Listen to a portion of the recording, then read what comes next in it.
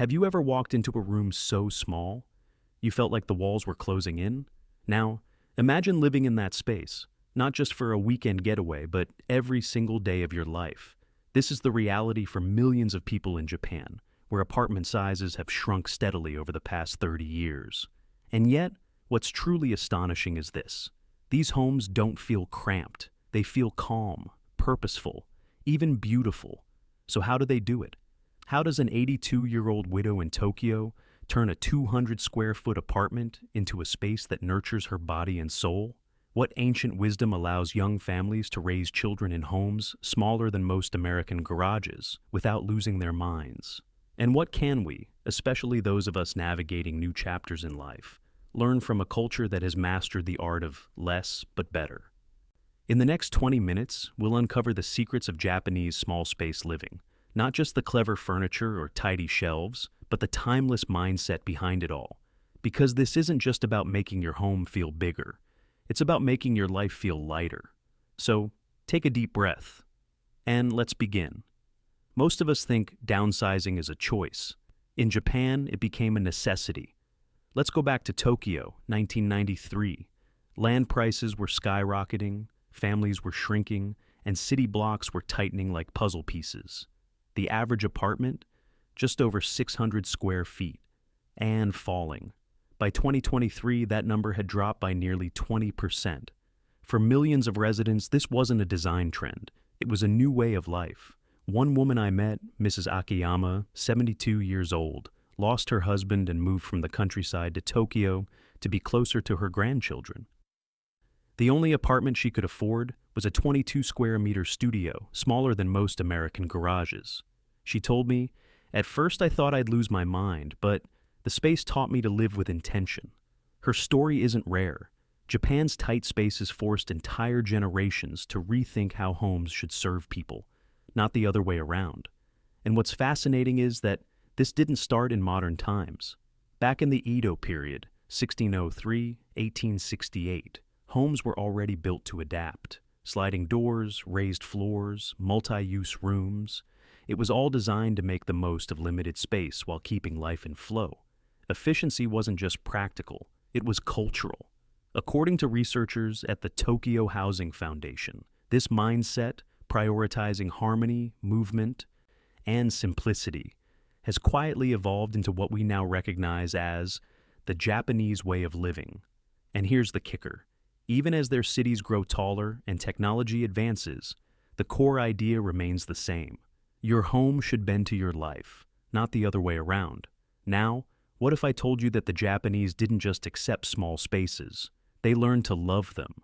In the next section, we'll explore the ancient concept of Urawaza, clever little life tricks passed down through generations, and why they might hold the key to unlocking peace, clarity, and joy inside your own home.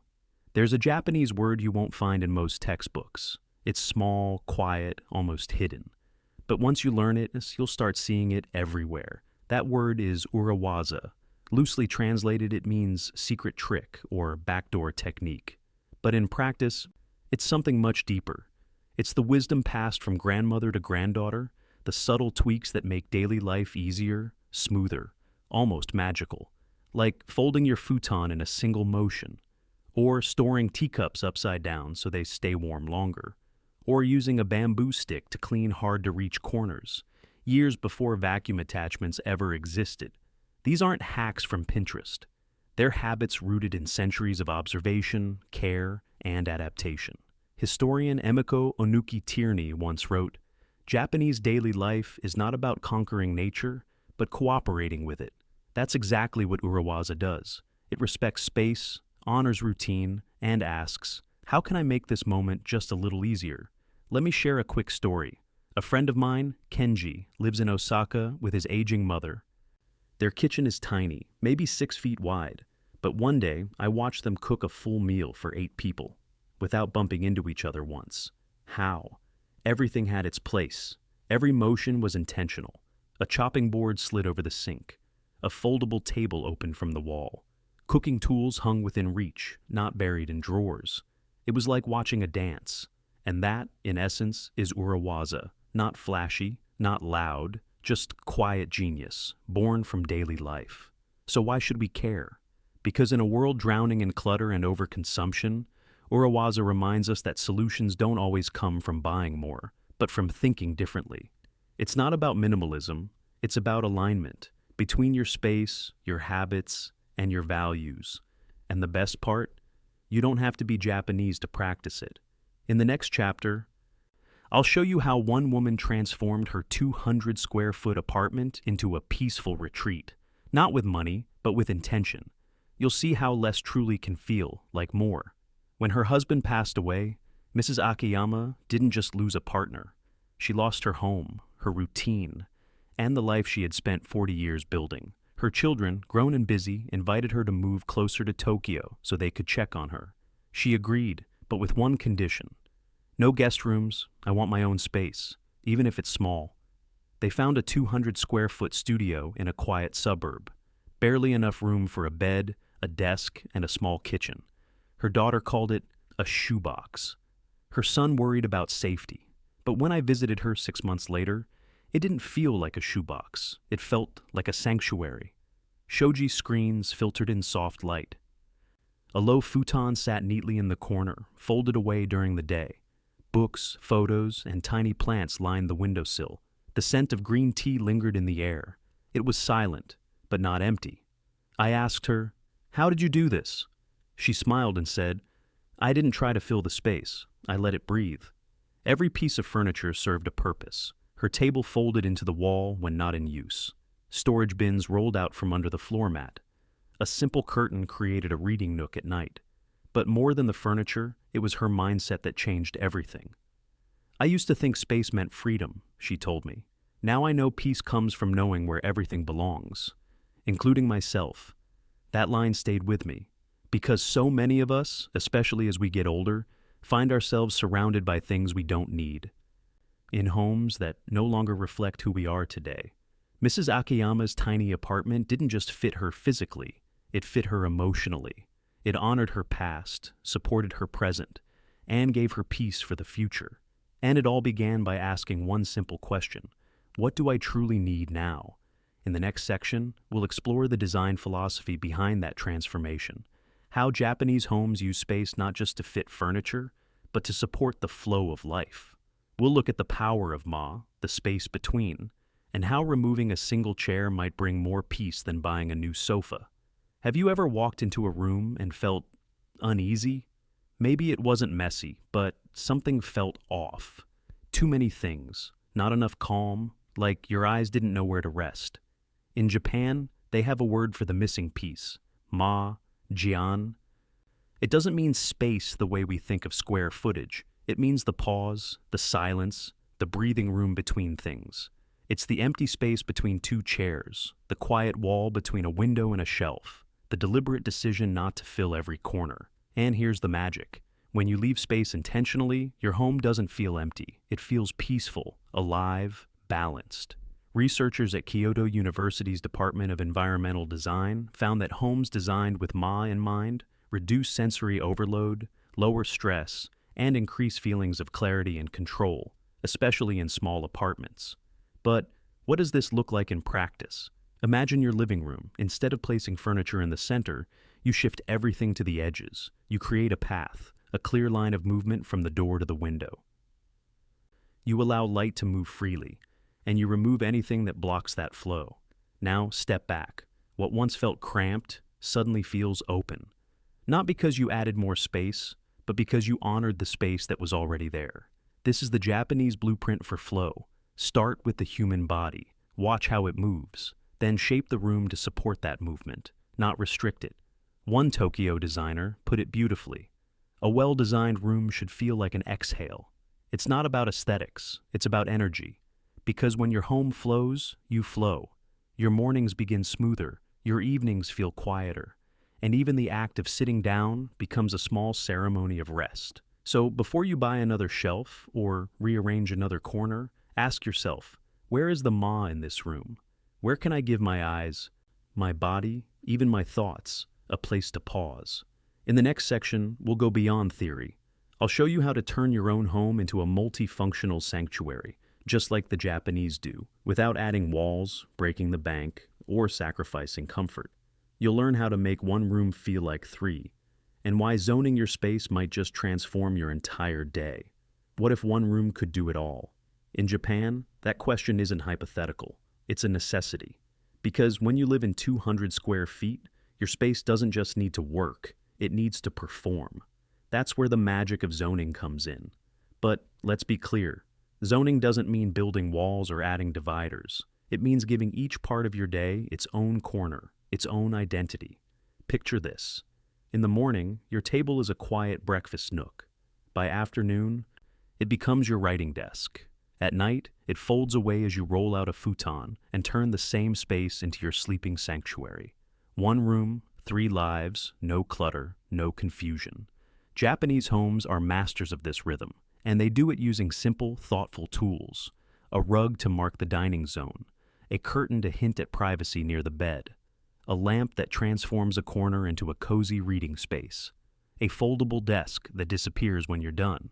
These aren't tricks, they're cues, visual signals that help your brain shift modes throughout the day. And when paired with vertical storage, tall shelves, wall hooks, over-door racks, you suddenly free up the most precious space of all, your floor.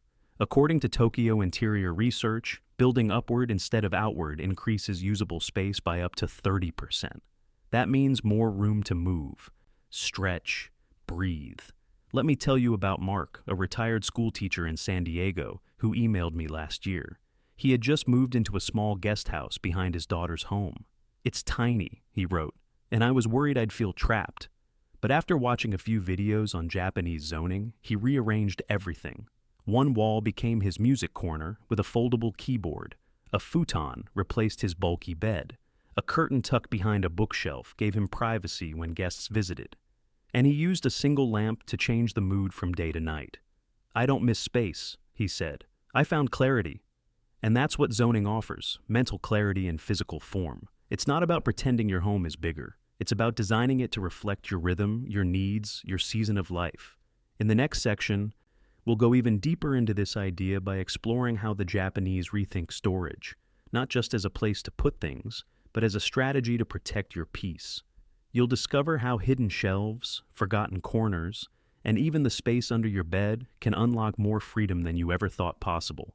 Letting go is hard, not because we're attached to things, but because we're attached to what they mean.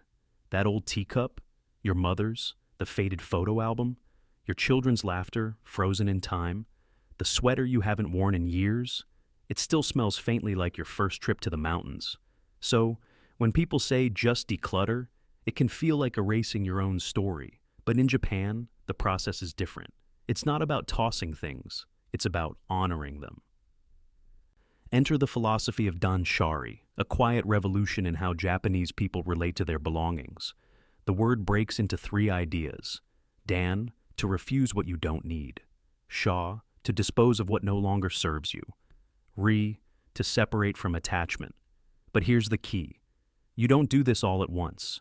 You do it gently, mindfully, with gratitude.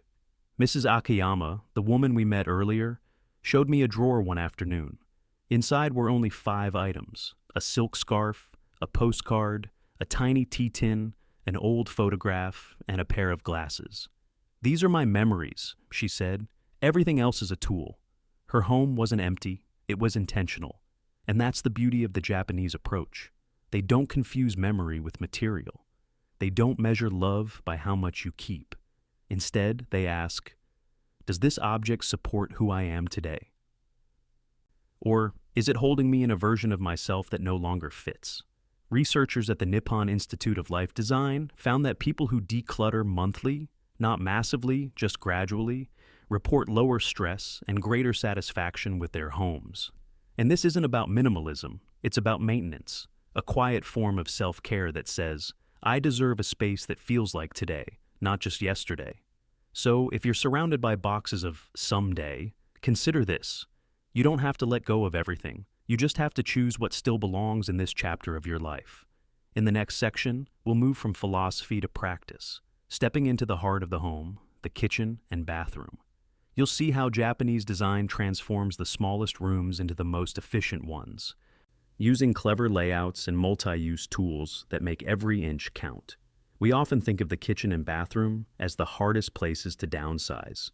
Too many tools, too little counter, too many bottles, drawers, cords. But in Japan, these aren't problem areas. They're masterpieces of function. Because in a country where apartments can be smaller than a hotel room, people have learned to make every inch work twice as hard. Let's start with the kitchen. In many Tokyo homes, the average counter is less than 1 meter wide. That's it. And yet, residents prepare full meals, entertain guests, and store weeks of groceries. How? Over sink boards. A simple wooden plank becomes extra counter space, instantly. You chop right over the sink, then lift it away. Done. Magnetic racks on the fridge. They hold spices, oils, paper towels, all the daily essentials, without using a single drawer. Hanging rods with hooks. Your spatulas, ladles, and tongs float above the counter, not on it. Foldable dish racks. You open them when needed, collapse them when done. No clutter, no permanent mess. It's not just about tools, it's about mindset. A Japanese kitchen says, use what you need, store it smart, keep the surface clear. Now, the bathroom. Tiny by American standards, but not lacking in comfort. Towels hang vertically, not on bulky racks. Slim organizers slip between the toilet and wall. Shower products attached to tiles with magnetic holders or suction cups. Even washing machines are stacked or hidden in cabinets. And perhaps most importantly, no floor clutter. Nothing to trip over, nothing to collect dust, nothing to slow you down. According to studies by Tokyo Gas Living Research, these space-saving techniques reduce daily stress and cleaning time by nearly 40%. That's not a small win. That's a better morning. And here's the lesson. You don't need a bigger kitchen or a luxury bathroom to feel at ease. You need a system. You need design that listens to your rhythm, not your square footage. So the next time you look at your countertop, ask, what's living here that doesn't need to? What can I lift off the surface and off my mind? In our final section, we'll zoom out and ask a bigger question. How do we adapt these Japanese principles, born in a different culture, a different climate, to the homes we live in today? Because this isn't about copying Japan. It's about learning to live better wherever we are. By now, you might be thinking, these ideas are beautiful, but I don't live in Tokyo. My house wasn't built for sliding doors or futons. I've got a dog, grandkids, and a lifetime of stuff. And that's okay, because Japanese small space living isn't about where you live. It's about how you live. You don't need tatami mats or bamboo dividers. You don't have to swap your couch for a floor pillow. What you need is intention. Here are 3 simple places to begin. 1. Design for movement, not decoration. Watch how you flow through a room. Is there a chair you always walk around? A cabinet that never opens? Remove what blocks your body. Your mind will follow. 2. Build up, not out. Vertical storage isn't just a trick, it's a mindset shift. Shelves, hooks, over-door racks. They reclaim lost space and restore calm. 3. Create zones that match your rhythm. Start with light. A lamp by your favorite chair. Then a rug under your dining spot. These tiny cues help your home reflect your day, not just your square footage. But maybe the most powerful shift? Ask better questions. Not, where do I put this? But, does this support the life I want to live now? That one question can change everything. It can free your home from the weight of someday. It can help you let go, not of memories, but of things that no longer serve them. It can turn your space from cluttered to clear, from crowded to calm, from chaotic to peaceful. And yes, this is absolutely possible in New York, in Nashville, in Phoenix, in a tiny apartment or a big empty nest. Because harmony doesn't come from square feet. It comes from alignment between your space, your habits, and your heart.